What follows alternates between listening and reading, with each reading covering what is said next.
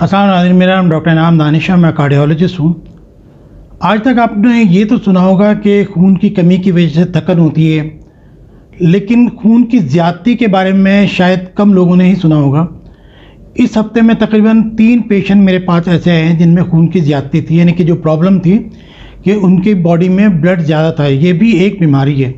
खून की कमी चूँकि बहुत कॉमन है, सब जानते हैं, लेकिन खून की ज़्यादती भी एक बीमारी है और खून की ज़्यादती की वजह से भी सिम्टम्स होती हैं, अलामात पैदा होती हैं। तो आज यही हम टॉपिक डिस्कस करते हैं कि अगर जिस्म में ब्लड ज़्यादा हो जाए, जिसको हम पॉलीसाइथीमिया कहते हैं, तो उसकी क्या सिम्टम्स होती हैं और उसकी क्या वजूहात होती हैं, क्या उसका इलाज किया जाए।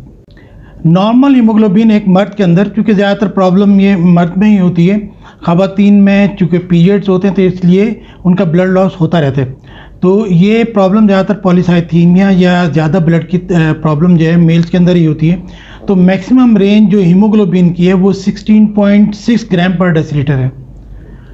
और हेमाटोक्रिट जो इसका रेड सेल मास जैसे आप कह लें कि हेमाटोक्रिट से हम इसको मेजरमेंट करते हैं तो 48.6 जो है परसेंट, वो एक नॉर्मल रेंज है।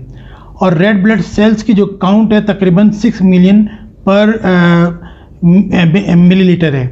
तो ये तकरीबन ये रेंज है जो नॉर्मल रेंज है। आम तौर पर जब हमारे पास पेशेंट आते हैं वो blood pressure, high blood pressure की वजह से होते हैं। उनका जब ब्लड टेस्ट कराते हैं तो ब्लड की रिपोर्ट आती है सीबीसी की, उसके अंदर हीमोग्लोबिन ज़्यादा होता है। तो उस तरीके से डायग्नोज होता है कि ये इस पेशेंट में ब्लड ज़्यादा है और ये जो ब्लड प्रेशर इनको हाई हो रहा है ये भी खून की ज़्यादती की वजह से हो रहा है। तो अमूमन पेशेंट इसी तरह पिक होते हैं जब हम ब्लड टेस्ट कराते हैं। ब्लड बढ़ने की जिस्म के अंदर बेसिकली 2 वजूहात हैं। एक तो ये कि एक ब्लड कैंसर होता है जिसे पॉलीसाइथीमिया रुब्रा वेरा कहते हैं। तो इसकी ओवर प्रोडक्शन होती है कि रेड सेल जो है वो ज़्यादा प्रोड्यूस होते हैं, हीमोग्लोबिन ज़्यादा बढ़ जाती है, तो इसकी वजह से पॉलीसाइथीमिया होता है और ये ब्लड बढ़ जाता है। तो इसको आप सेपरेट रख लें। ये अनकॉमन है, इतना ज़्यादा कॉमन नहीं है। जो कॉमन चीज़ है वो ये कि एक बॉडी में हार्मोन रिलीज होता है जिसको एरिथ्रोपोइटिन कहते हैं। ये किडनी से निकलता है, गुर्दे से, और ये हमारे जिस्म में जो बोन मैरो है, जो ब्लड बनता है वो बोन मैरो, ये हड्डियों का गुदा जो होता है, रेड कलर का गुदा, वहाँ पे ब्लड बनता है। तो एरिथ्रोपोइटिन किडनी से निकलता है और बोन मैरो को ऑर्डर देता है कि आप ज़्यादा से ज़्यादा रेड सेल प्रोड्यूस करें, ज़्यादा से ज़्यादा हीमोग्लोबिन बनाएं। तो ये एरिथ्रोपोइटिन का काम है कि ये जो पेशेंट जैसे किडनी फेलियर के पेशेंट होते हैं उनमें एरिथ्रोपोइटिन कम हो जाता है, इसलिए उनका ब्लड भी कम हो जाता है। तो एरिथ्रोपोइटिन रिलीज नॉर्मल एक रेंज में होता है, लेकिन कुछ लोगों का एरिथ्रोपोइटिन ज़्यादा होता है। एरिथ्रोपोइटिन ज़्यादा रिलीज होने की जो रीज़न हैं उनमें सबसे इम्पॉर्टेंट चीज़ ऑक्सीजन की कमी है। ऑक्सीजन की कमी कब होती है? जब लोग स्मोकिंग करते हैं। तो स्मोकर्स के अंदर बहुत कॉमन है ये, जो लोग बहुत स्मोकिंग करते हैं उनमें ऑक्सीजन की कमी होती है।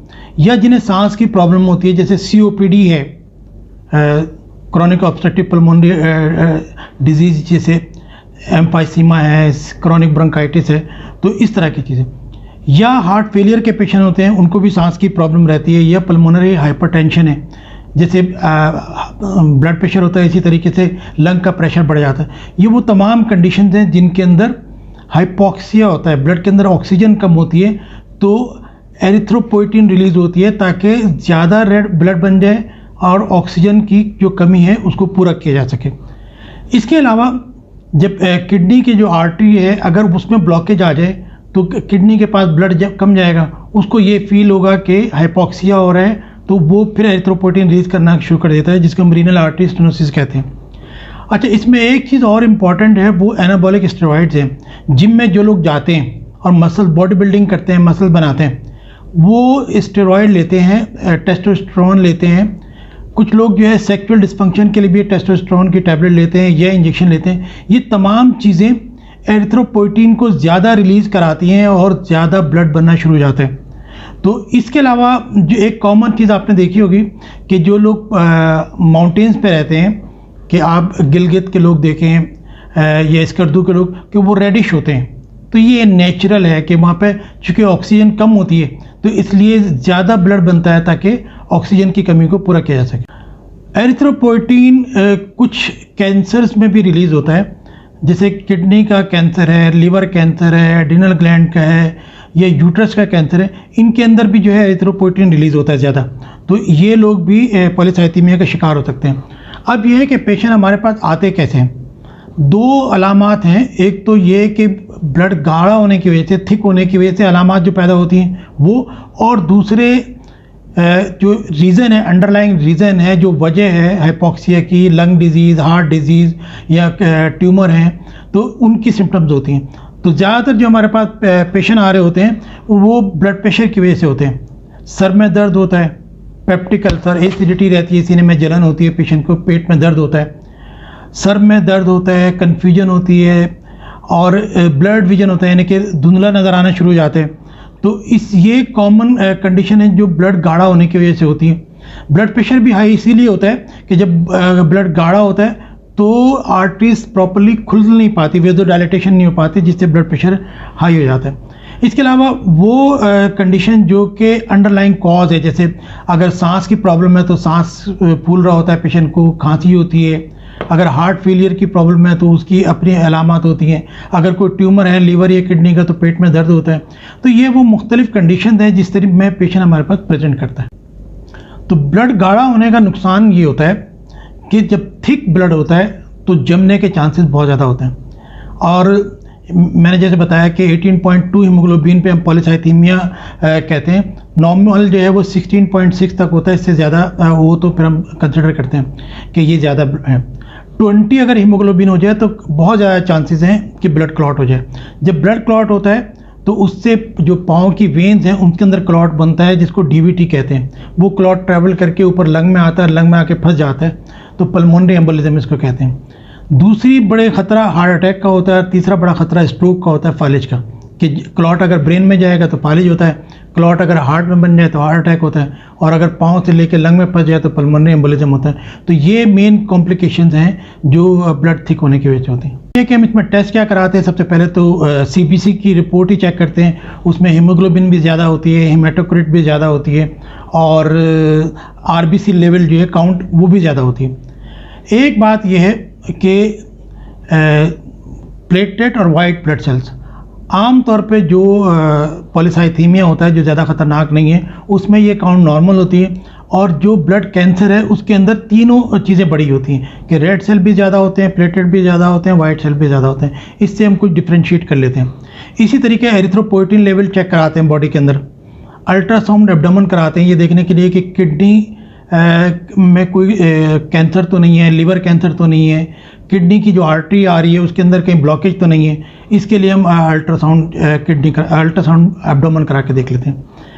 लंग की कंडीशन देखने के लिए एक्सरे कराते हैं, चेस्ट एक्सरे, और हार्ट को देखने के लिए कहीं हार्ट के अंदर कोई सुराख तो नहीं है, तो जिसकी वजह से ऑक्सीजन कम हो रही है बॉडी के अंदर, तो उसके लिए हम, या हार्ट की पंपिंग कम हो, हार्ट फेलियर हो, एकोकार्डियोग्राम कराते हैं। तो ये अमूमन टेस्ट है जो हम लोग करा के देखते हैं।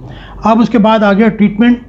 ट्रीटमेंट के अंदर सबसे इम्पॉर्टेंट चीज़ ये है कि हमें फौरी तौर पे ब्लड कम करना है। तो वेनिसेक्शन या फ्लेबॉटमी कहते हैं। इसमें ये होता है कि एक पिंड ब्लड जो है वो पेशेंट निकलवा देता है और डिस्कार्ड कर देता है। फिर उसके बाद देखा जाता है कि 1 वीक या 2 वीक से बाद कि कितना जो है वो हेमाटोक्रिट हो रहा है। तो हेमाटोक्रिट जो है वो लेस देन 45 होना चाहिए, 45 से कम हेमाटोक्रिट आपकी करना होता है। एक हफ्ते बाद चेक कर लेते हैं। अगर कुछ लोग ऐसे होते हैं जिनका हेमाटोक्रिट जल्दी कम नहीं होता तो एक हफ्ते बाद भी दूसरा ब्लड ले सकते हैं।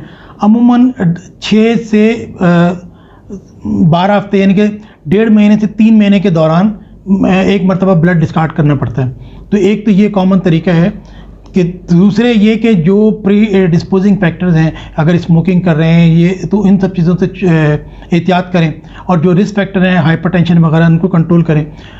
तो इसके साथ साथ आप एक टेस्ट होता है JAK2 कहते हैं।